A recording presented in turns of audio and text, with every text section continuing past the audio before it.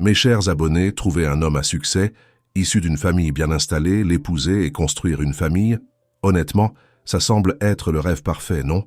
Mais vous le savez, mes amis, même l'aristocratie n'a jamais garanti une vie tranquille. Giulia Ballestri, elle, venait d'une famille qui travaillait dans le transport maritime.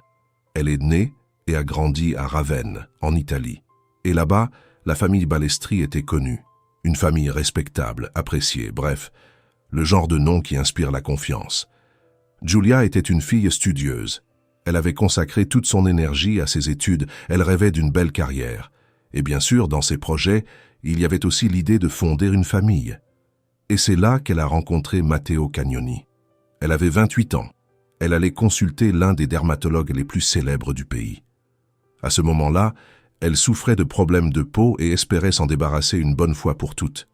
Et si elle avait choisi le cabinet privé du docteur Matteo, ce n'était pas au hasard.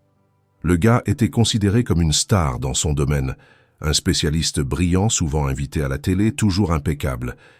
Et lui aussi provenait d'un milieu influent. Son père était professeur, médecin-chef dans un hôpital de Florence, une figure incontournable de la médecine italienne. Autant dire que Matteo semblait suivre exactement la même voie. Quand Giulia a consulté le docteur pour la première fois, elle cherchait juste à soigner son acné.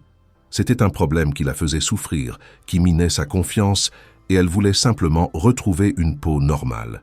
Et c'est justement lors de ce rendez-vous que Giulia s'est retrouvée face à un homme qui, franchement, semblait être exactement sur la même longueur d'onde qu'elle. Matteo avait cette prestance. Vous voyez le genre, calme, sûr de lui, très posé. Dès la première consultation, elle a ressenti quelque chose pour lui. Et croyez-moi, Matteo en a ressenti aussi. Il avait toujours été attentionné avec ses clients, surtout avec ses patientes, et Giulia a beaucoup apprécié cette douceur-là. En plus de ça, il a réussi sans difficulté à l'aider. Entre les soins et les longues discussions qu'ils avaient, elle a vu sa confiance revenir doucement. Le médecin ne s'était pas contenté de traiter son acné. Au fil des séances, une vraie relation s'est nouée entre eux. Et malgré leurs 12 ans d'écart, les deux semblaient parfaitement heureux. Leur histoire a évolué très vite, tellement vite qu'ils se sont mariés. L'événement est devenu un sujet majeur dans la ville, au point d'être diffusé sur plusieurs chaînes locales de Ravenne.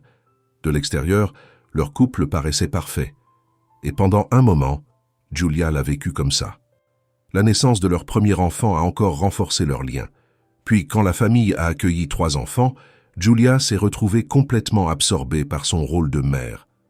Et là, évidemment, les tensions sont devenues plus visibles. Ça la préoccupait énormément. Le plus gros point de friction, c'était son travail.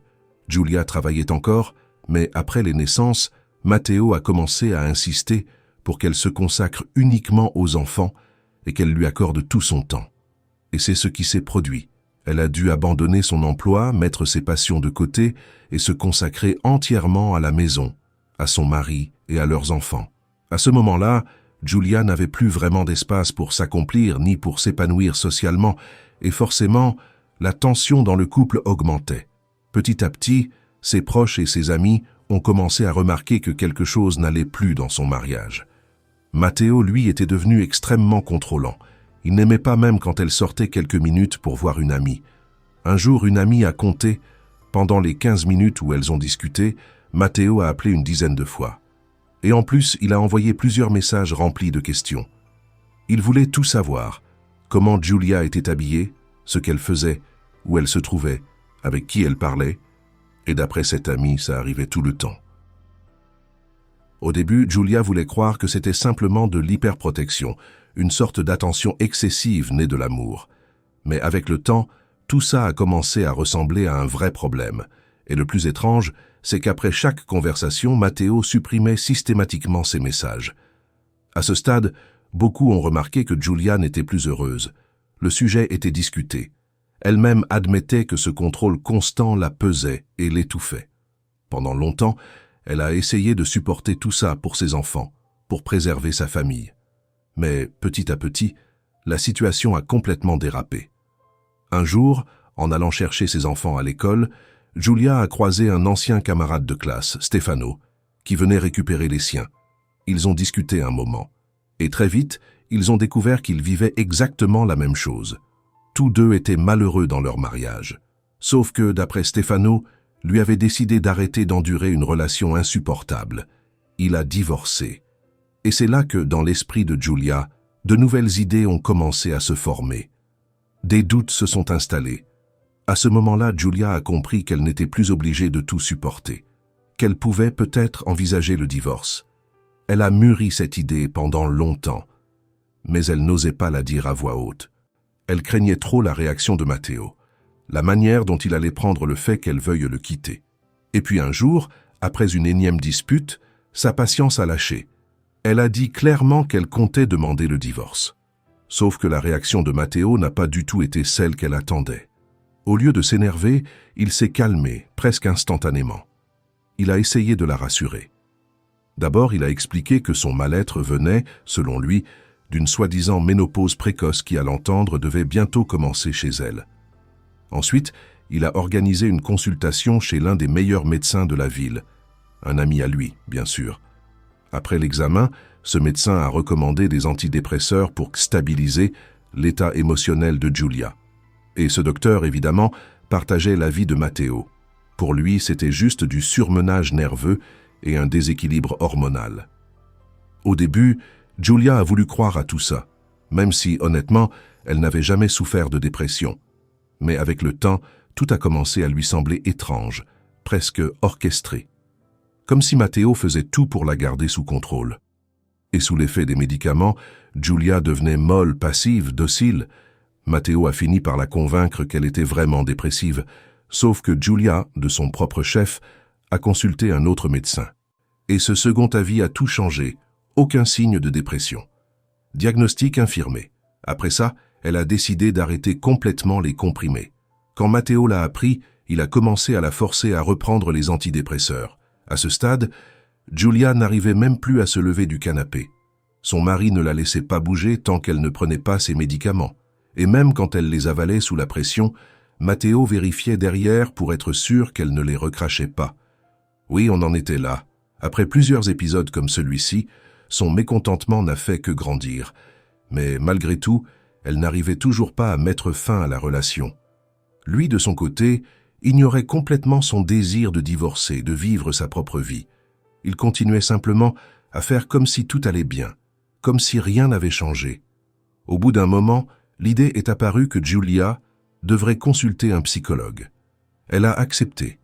Sauf que le résultat a été tout l'inverse de ce que Matteo espérait.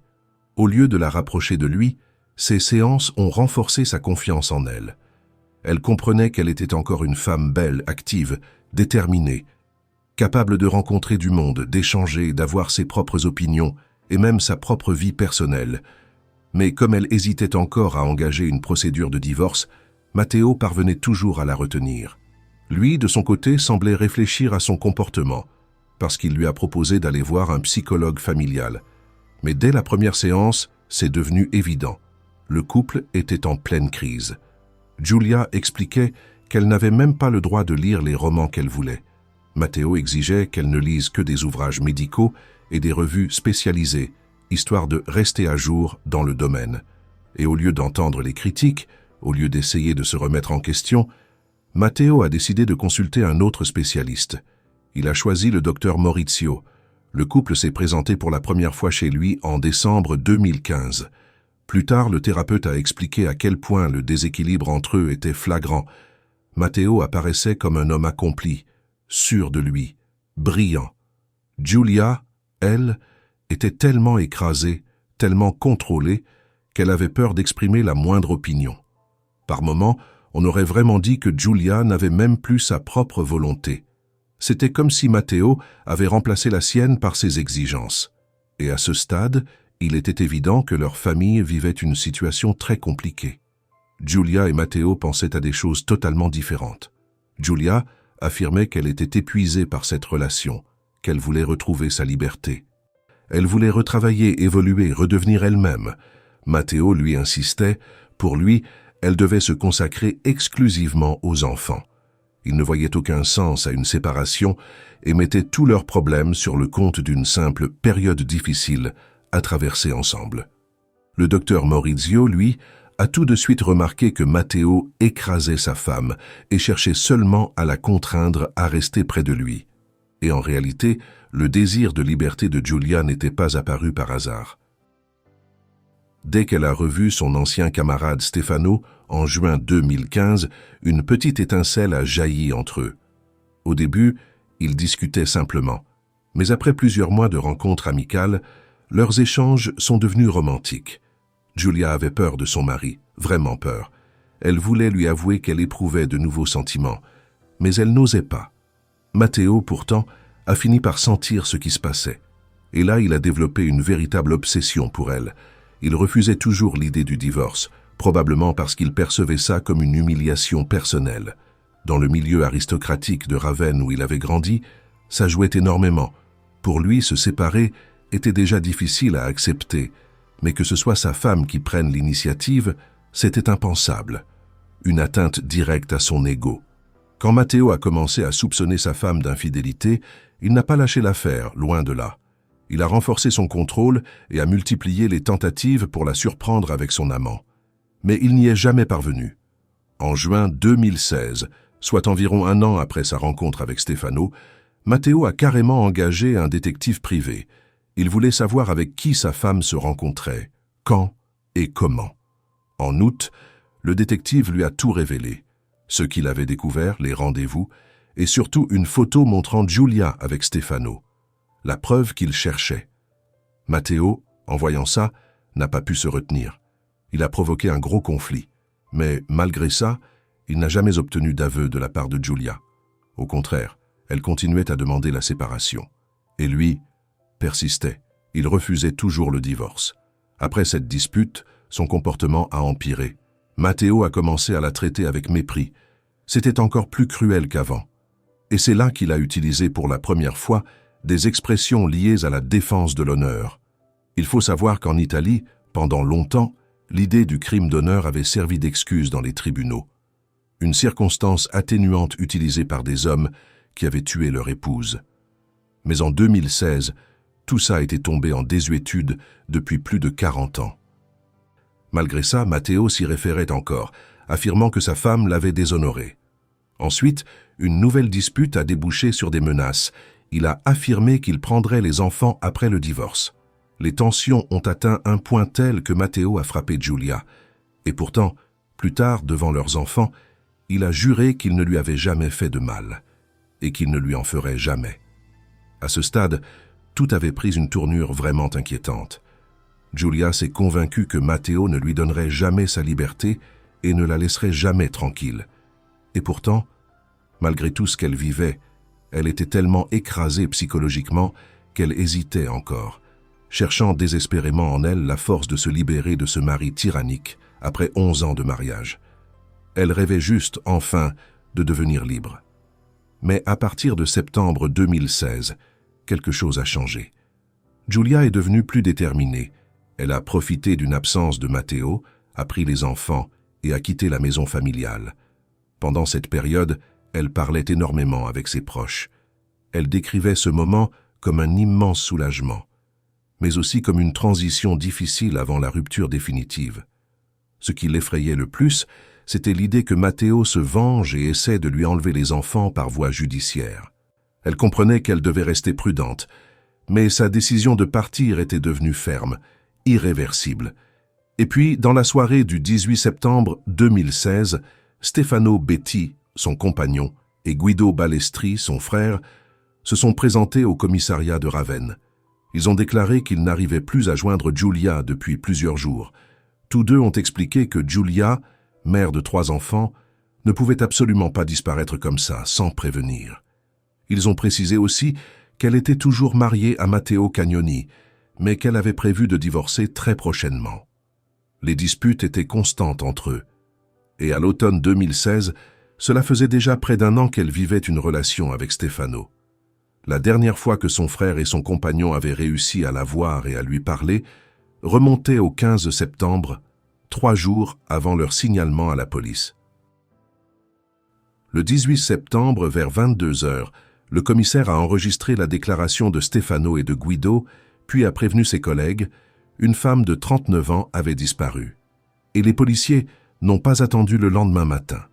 Leur première décision a été de contacter les opérateurs téléphoniques pour essayer de localiser le portable de Giulia. Sauf qu'à ce moment-là, son téléphone était déjà éteint ou injoignable depuis plus de 48 heures. Comme on pouvait s'y attendre, ils n'ont pas réussi à la joindre. Impossible de connaître sa position et l'analyse de ses communications demandait du temps. Pendant que les enquêteurs attendaient les résultats et demandaient des informations aux opérateurs, 2 vérifications ont été effectuées immédiatement. La première dans la maison où Giulia vivait avant de disparaître. La seconde dans la résidence d'été de la famille Cagnoni, un endroit où elle, Matteo et leurs enfants se rendaient régulièrement. Mais là encore, rien, aucun indice, aucune trace, pas le moindre élément pour orienter les recherches. Les enquêteurs ont ensuite rencontré la famille de Giulia, ses parents, son frère, d'autres proches. Tous ont raconté la situation conjugale et les derniers événements. Après ça, tous leurs téléphones ont été vérifiés, au cas où l'un d'eux aurait pu révéler quelque chose. Les résultats ont confirmé que depuis le 15 septembre 2016, Giulia n'avait contacté personne. Mais en parallèle, une piste commençait à se dessiner. Tous ceux qui connaissaient bien Giulia décrivaient ses relations toxiques avec son mari, Matteo Cagnoni. Elle essayait désespérément de divorcer et lui s'y opposait avec une violence inébranlable. Et là, détail troublant, quand les enquêteurs ont essayé de joindre Matteo, il n'a jamais répondu. Il n'était même pas à Ravenne. Grâce à ses proches, ils ont appris qu'il était parti en direction de Florence dès le vendredi 16 septembre. Ils ont essayé plusieurs fois de l'appeler. Matteo n'a répondu à aucun appel. Puis, soudain, il a rappelé le commissaire. On lui a demandé immédiatement de venir au poste vu la disparition de sa femme, et là, Matteo a répondu calmement qu'il n'en avait pas envie parce qu'il était trop fatigué par ses déplacements. Matteo, de son côté, a expliqué vaguement pourquoi il était parti. Et honnêtement, il semblait ne ressentir aucune inquiétude concernant sa femme disparue. Rien. Pas la moindre émotion. Après cet échange, les enquêteurs ont décidé d'aller plus loin et d'inspecter la maison de Florence où il s'était rendu. Comme le principal suspect dans l'entourage de Giulia était devenu son propre mari, des vérifications supplémentaires ont été effectuées sur lui et sur sa famille. Les policiers sont arrivés dans la résidence familiale des Cagnoni, à Florence. Mais là encore, rien. Aucun élément utile. Pas l'ombre d'un indice. Le lendemain de la déclaration de disparition, le frère de Giulia a transmis une information capitale aux carabiniers. Il s'est souvenu que la famille Cagnoni possédait une autre propriété, une villa à Ravenne, vide à ce moment-là. Une maison entretenue mais presque jamais visitée. Les enquêteurs s'y sont rendus le 19 septembre pour vérifier. Mais problème, aucun membre de la famille Balestri n'avait les clés. Impossible d'entrer. La villa, construite dans les années 30, était immense, avec une architecture complexe. Vue de l'extérieur, elle paraissait impeccable, portes et fenêtres bien fermées, aucune trace d'effraction, système d'alarme actif. On avait l'impression que l'endroit n'était pas vraiment abandonné, que quelqu'un était passé récemment. Mais il fallait entrer pour en être sûr. Les détectives ont inspecté la cour, les façades, et ont jeté un œil par certaines fenêtres. Rien d'anormal à première vue.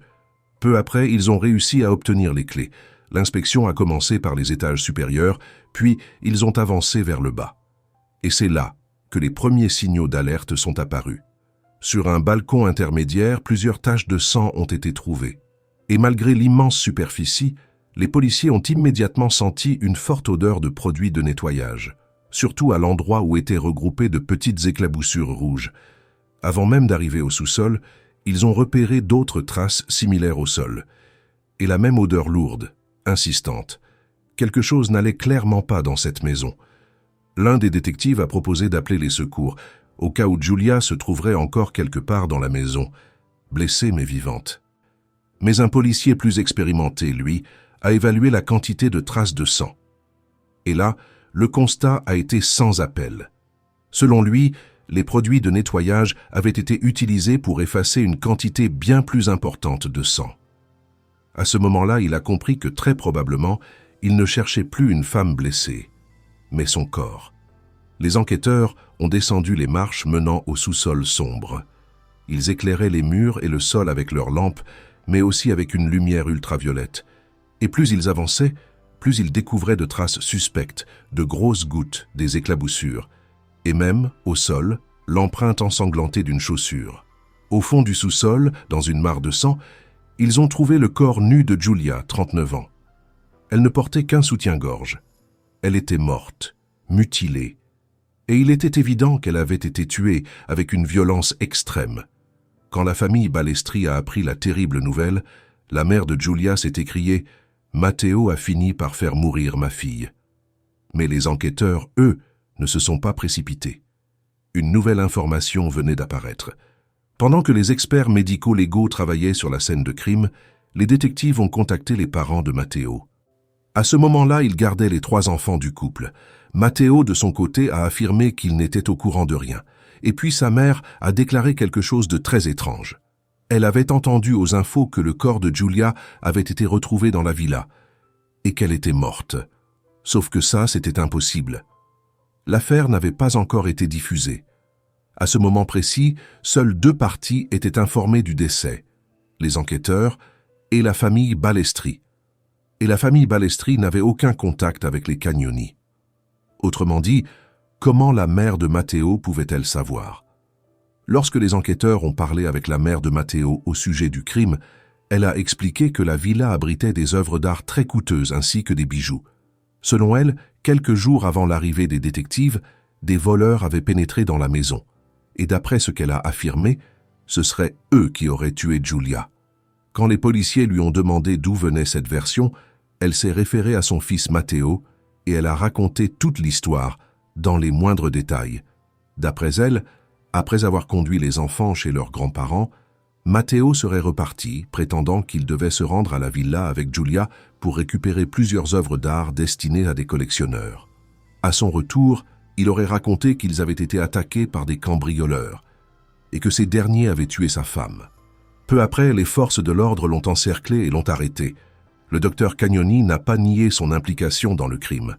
Lors de son examen médical, des ecchymoses et de larges hématomes ont été découverts sur son corps. Selon les détectives, toutes ces blessures étaient des traumatismes reçus au moment même du meurtre. Maintenant que le principal suspect avait été arrêté, les enquêteurs continuaient de reconstituer les faits pour comprendre qui était impliqué dans l'homicide. Matteo, lui, continuait de tout nier. Sa version des cambrioleurs venus voler des œuvres d'art a été écartée très vite. Aucun enregistrement vidéo ne la confirmait. La maison n'avait pas été forcée.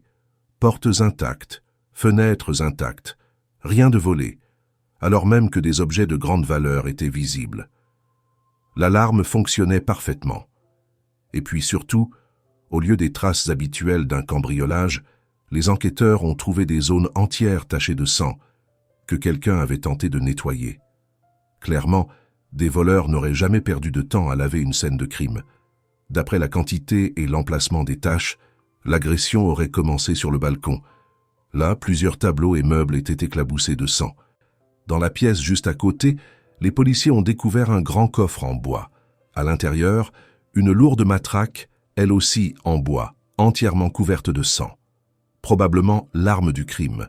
Les analyses ultérieures ont confirmé que seules les traces de Julia et de Matteo étaient présentes dessus.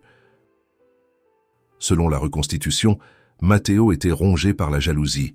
Il ne pouvait pas pardonner l'infidélité de sa femme et refusait catégoriquement l'idée du divorce.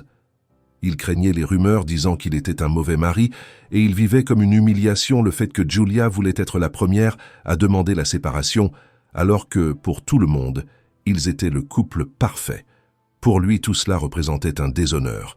Il ne voulait pas perdre cette image et a décidé de se débarrasser de son épouse et du divorce qui l'attendait d'une autre manière. Matteo a attiré Julia à la villa sous prétexte qu'il devait prendre des photos d'œuvres pour une vente. Près du balcon, il l'a frappée à la tête. Le coup a été si violent que le sang a giclé sur les murs et a atteint une œuvre d'art. Julia s'est effondrée et a perdu connaissance. Et après ça, le passage à tabac avec la matraque a continué. Il est probable que Julia ait repris conscience et ait tenté de se protéger la tête avec ses mains, mais ça ne l'a pas aidé. À la place, 10 marques nettes de coups extrêmement violents sont restées sur ses avant-bras. Lors de l'autopsie, une fissure a même été découverte dans l'un de ses os. Et ce n'était malheureusement pas tout. Il s'est avéré que Giulia n'avait pas seulement été battue à mort. Son visage avait été fracassé contre l'angle d'un mur, comme si quelqu'un avait voulu l'effacer.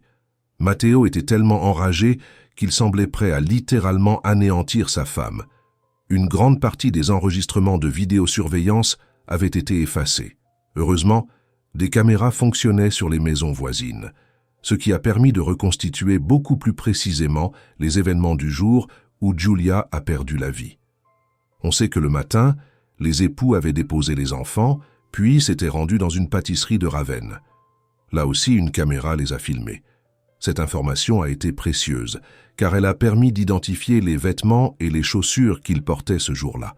Plus tard, les comparaisons ont confirmé que les chaussures de Matteo correspondaient à l'empreinte ensanglantée retrouvée dans le sous-sol de la villa. Les époux sont entrés dans la villa. Puis, environ 2 heures plus tard, Matteo est sorti en courant, seul, sans Giulia. Il est simplement parti. Les vérifications ont confirmé que Giulia n'avait jamais quitté la villa. Les enregistrements suivants ont montré Matteo apportant du matériel et des produits de nettoyage dans la maison, puis quittant les lieux un peu plus tard. Après ça, il est allé à Florence avec les 3 enfants, chez ses parents, pour les laisser là-bas. Effet notable, en plus des enfants, Matteo a laissé chez eux certains objets venant de la villa, comme des coussins de fauteuil. Apparemment, il portait des traces de sang de Giulia et il essayait de les dissimuler. Le lendemain, il est retourné à Ravenne, probablement pour nettoyer la scène du crime une nouvelle fois. Le compagnon de Giulia, Stefano, a également fourni aux enquêteurs les échanges qu'il avait eus avec elle. Quelques jours avant la tragédie, elle était beaucoup plus effrayée qu'enthousiasmée. Elle continuait d'affirmer qu'elle allait bientôt quitter son mari et qu'elle se préparait déjà à déménager. Mais elle craignait qu'il ne la laisse pas faire. Elle avait peur que son initiative de divorce se termine mal. Matteo, lui, n'a jamais avoué le meurtre. Il continuait de soutenir que des cambrioleurs, venus voler les tableaux de la villa, étaient responsables du crime. Le veuf persistait à clamer son innocence, affirmant qu'il aimait sincèrement sa femme et que leur relation était harmonieuse. Il essayait de se présenter comme un mari attentionné, un père exemplaire. Mais très vite, les témoins appelés par l'accusation, surtout les proches de Giulia, ont contredit toutes ces déclarations. Ils le décrivaient comme un homme manipulateur, cruel, qui avait déployé d'immenses efforts pour façonner une image totalement mensongère de lui-même. La mère de Giulia assurait que la pression constante de cet homme tyrannique avait rendu toute communication normale avec sa fille impossible. Matteo surveillait tout, chaque message, chaque appel, chaque geste. Il était despotique, jaloux. Malgré tous les efforts de la défense, le procès s'est conclu par la reconnaissance de la culpabilité de Matteo Cagnoni. Le tribunal a retenu des circonstances aggravantes, la préméditation et la cruauté extrême des faits. Matteo risquait donc la réclusion à perpétuité. Mais une nouvelle version des événements est apparue ensuite. Selon cette hypothèse, après avoir reçu un coup à la tête, Giulia aurait basculé par-dessus la balustrade du balcon et serait tombée à l'étage inférieur, ce qui aurait provoqué toutes ces blessures mortelles. Avec cette histoire, l'avocat essayait évidemment de réduire la gravité des faits et de faire requalifier l'acte en homicide involontaire ou en meurtre au second degré. L'avocat, de son côté, essayait de prouver que Matteo ne voulait pas tuer Giulia. Selon lui, il l'avait simplement frappée dans un accès de colère, puis il s'était arrêté et elle serait tombée accidentellement avant de mourir. Une version qui sonnait totalement peu convaincante. La procureure, elle, cherchait à obtenir la réclusion à perpétuité. Ensuite, l'avocat de Matteo a demandé une expertise psychiatrique, espérant faire reconnaître son client comme irresponsable pénalement. Au final, le collège des juges a confirmé le verdict de première instance avec toutes les circonstances aggravantes le 22 juin 2018. La demande d'expertise psychiatrique a été refusée. Le tribunal a validé la condamnation à perpétuité. Le meurtrier se trouve encore derrière les barreaux aujourd'hui. Et désormais, Matteo écrit souvent des lettres à ses proches, à ses amis, qui les remettent ensuite aux enquêteurs. Dans ses écrits, il reconnaît qu'il n'était pas un mari idéal, qu'il trompait sa femme pendant qu'elle l'attendait à la maison.